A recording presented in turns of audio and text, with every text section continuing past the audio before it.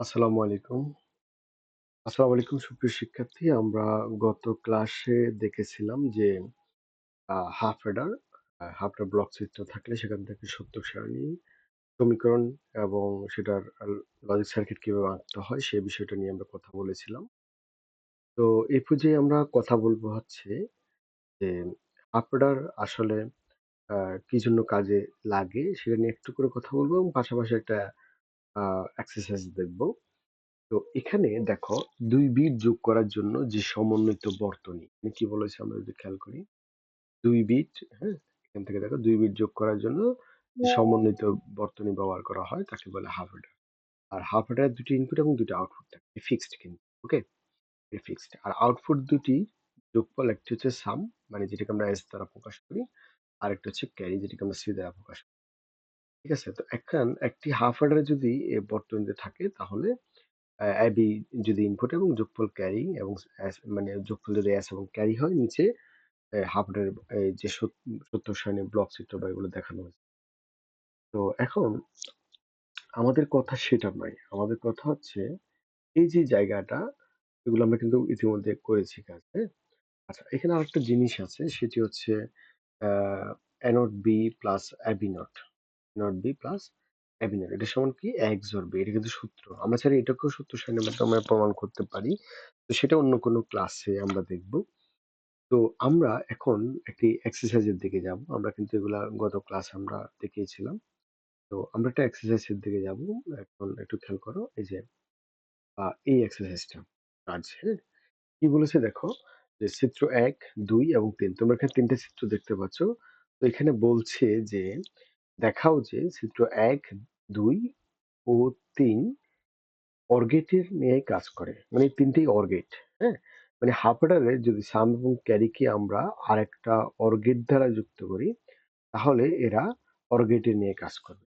তো আমরা কিভাবে বুঝবো সেটা? আমরা এটা বোঝার জন্য আমরা ১ম এ আ একটা আ মৌলিক গেট দিয়ে, মানে অর্থাৎ ২ নাম্বার গেট দিয়ে আমরা ১ম এ একটু দেখি কিরকম আ মানে হাফ অর্ডার মতো কাজ করে।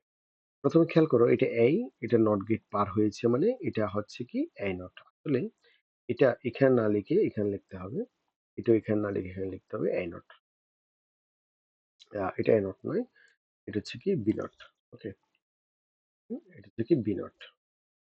বি এসেছে, এটা হবে কি বি নট। তাহলে এখান দিয়ে আমরা কি পাচ্ছি? এ নট বি। তো আমরা লিখে ফেলি এ নট বি পাচ্ছি। আর এখান দিয়ে পাচ্ছি কি এ। দেখো এ আসলো। এবার কি আসলো? আ ডট বি নট থেকে এসেছে। এই যে বি নট থেকে এসেছে। আর এটা যেহেতু OR গেট, তাহলে আমি ১ম ইনপুটটা লিখি এ নট বি প্লাস এই বি নট। ওকে? আচ্ছা, এরপরে এটা নিয়ে যদি কথা বলি, এখানে আসছে হচ্ছে এ ডট, আরেকটা কি আসলো? বি আসলো। এখন এই দুটোকে যদি OR করি, এফ এর যে আউটপুট সেটা কি পাওয়া যাবে? A not B plus A B not পাওয়া যাবে। আর এটা তো ছিল ১ম ইনপুট হিসাবে, প্লাস এটা চাইলে তুমি প্যারেনথেসিস ফার্স্ট ব্র্যাকেটের মধ্যে রাখতে পারো। আর এখানে পাবো আমরা এ ডট বি। ওকে? এটাই পেলাম। এখন এটা যে OR গেট নিয়ে কাজ করে আমি বুঝবো কেমনে? আমরা এটা বুলিয়ান অ্যালজেব্রার মাধ্যমে সরল করতে হবে। ঠিক আছে? তো আমরা যদি এটাকে আ বুলিয়ান অ্যালজেব্রার মাধ্যমে সরল করি, তাহলে আ এক্সকিউজ মি, তাহলে আমরা কি পাবো? তো এখন দেখেন, আমরা এটা যদি বুলিয়ান অ্যালজেব্রার মাধ্যমে সরল করি, আমরা এটা গতদিন করেছিলাম। তো বুলিয়ান অ্যালজেব্রার মাধ্যমে সরল করলে আমরা যে জিনিসটি পাবো, আচ্ছা, তো হোয়াটসঅ্যাপ মেসেজ করছেন তো এজন্য ডিস্টার্ব হচ্ছে।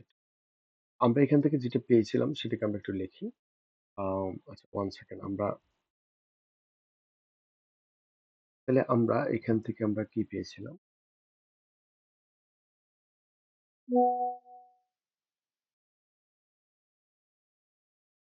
এটা একটু অপেক্ষা করবেন।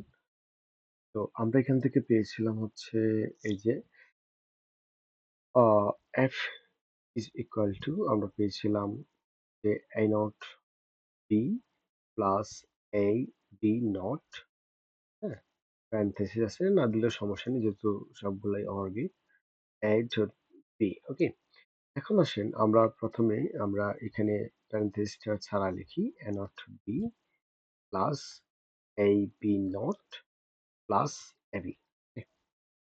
এবার একটু খেয়াল করি আমরা এই জায়গায় আমি এটাকে বড় করি। দেখো এখানে আমরা কি দেখতে পাচ্ছি?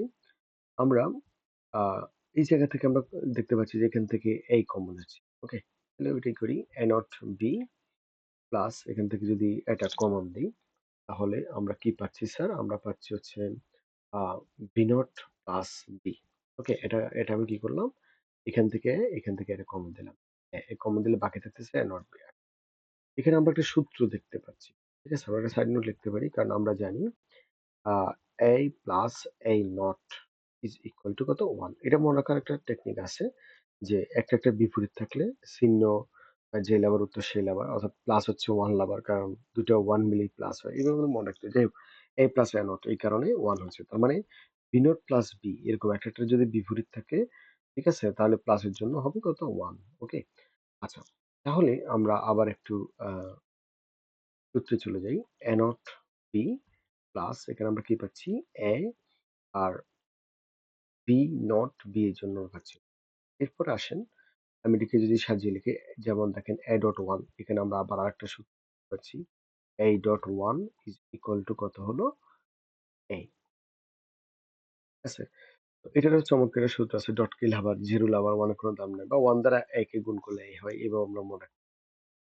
a নট b প্লাস কত পাচ্ছি? a পাচ্ছি। এখানে আরো একটা সূত্র আছে।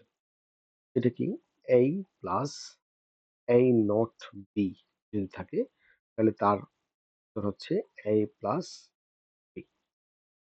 এখানে আরেকটা বিষয় আছে যে একটা বিপরীত থাকলে যেমন দেখেন a নট এর বিপরীত এরকম যদি থাকে এবং যার সাথে গুণ অবস্থায় থাকবে সে বাদ যাবে অর্থাৎ এখানে a নট টা আসলে বাদ গেছে। তো এখানে এই a নট এর বিপরীত তাহলে বিপরীত থাকলে যার সাথে গুণ তাহলে গুণ a এর সাথে না a নট এর সাথে আছে। তো এখানে হবে কত b প্লাস a আর যদি আমি সাজিয়ে লিখি তাহলে হচ্ছে a প্লাস b। তো প্লাস আমরা জানি যে অর গেট। সো আমি বলতে পারি যে উপরে বিশ্লেষণ থেকে দেখা যায় যে আ যেমন এই সমীকরণটা বা ওই সার্কিটটি OR গেটের প্রতিনিধিত্ব করে। এরকম আসবে বিষয়। এবার আসেন যদি ঘটনাটা এরকম না হয়ে পরেরটার জন্য আসেন। লাইক এটার জন্য। এখানে আমরা কি পাচ্ছি? A XOR B কারণ এটা একটি XOR গেট। এর মধ্যে দিয়ে বের হলে ১ম ইনপুটে আর এটার জন্য XOR। XOR টা আসলে মজার একটা বিষয় আছে। আমাদের খেয়াল করি যেমন এটা কি গেট? OR গেট না? আচ্ছা OR গেট। আমি যদি A এবং B পাঠাই OR 3 এর ফলাফল এবং আউটপুট হবে A প্লাস B। ঠিক আছে? এখন এখানে যখন স্পেশাল একটা সাইন আসবে তার মানে এখানে একটা স্পেশাল সাইন আসবে। এর আগের নাম ছিল OR গেট। এখানে স্পেশাল মানে X means The time exclusive is মানে বিশেষণ। 11 তো o'clock এখানে ই p.m. দ্বারা যদিও এক্সক্লুসিভ হয় বাট এখানে X লেখা হয় আরকি। ওকে? তাহলে আমরা এরপর একটা দেখি। এখানে কি পাচ্ছি? A আর D এর জন্য ডট B পাচ্ছি।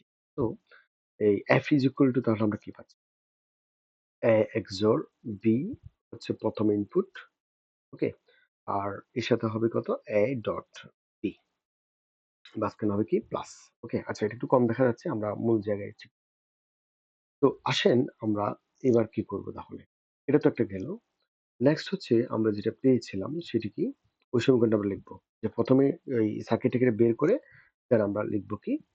আমরা লিখব যে F is equal to আমরা পেয়েছি কত? পেয়েছি হচ্ছে A XOR B পেয়েছিলাম। ওকে? আর এটা একটা প্যারেনথেসিস দিই প্লাস AB পেয়েছিলাম। ঠিক আছে? তো আমরা এখানে প্যারেনথেসিস যদি উঠাই দিই, এখানে একটা সূত্র আছে XOR এর সেটি হচ্ছে আ A XOR B is equal to হচ্ছে A not B প্লাস হচ্ছে A B not ওকে? তো এটা আমরা মনে রাখতে পারি যে AB যেকোনো ২ টা যদি XOR থাকে তাহলে ২ টাকে আমি মনে করেন এভাবে করে লিখতে পারি AB প্লাস AB দেন যেকোনো একটার উপর নট থাকলে পরবর্তীতে বাকিটার উপর নট হবে। এভাবে মনে রাখা যায়। তো এটাও সূত্র সাহায্যে প্রমাণ করা যেটা আমরা অন্য কোনো লেকচারে করব। এখন দেখেন এটা তাহলে আমরা কি লিখব?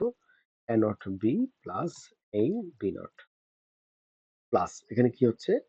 A ডট B ওকে? তাহলে আমরা কিন্তু আগের জায়গায় চলে গেছি। ঠিক আছে? কোন জায়গায় দেখেন এর পরেরটা আপনারা নিঃসন্দেহে পারবেন। আমরা এই জায়গায় চলে গেছি। ঠিক আছে? এর পরেরটা ঠিক একই রকম ভাবে যদি আমরা এটাকে আম এটা থেকে করি এই যে এখানে।